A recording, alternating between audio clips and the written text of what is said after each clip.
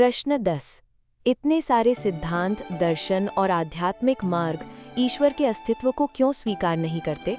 ये उन लोगों का प्रतिरोध है जो इस चरम धारणा को स्वीकार नहीं करते कि मनुष्य पूरी तरह ईश्वर की रचना है। अनेक धर्म इस बात को बहुत दूर तक ले गए। वे केवल इस पक्ष को बार बार सामने लाते रहे कि मनुष्य ईश्वर की रचना है, और दूसरे पक्ष को छोड़ दिया कि मनुष्य ईश्वर से स्वतंत्र भी है। क्योंकि एक पक्ष को बहुत अधिक बढ़ाया गया और दूसरे पक्ष को भुला दिया गया, इसलिए धीरे धीरे विचार में भी और व्यवहारिक जीवन में भी कमजोरियां प्रकट होने लगीं। इससे अनेक लोगों में असंतोष पैदा हुआ।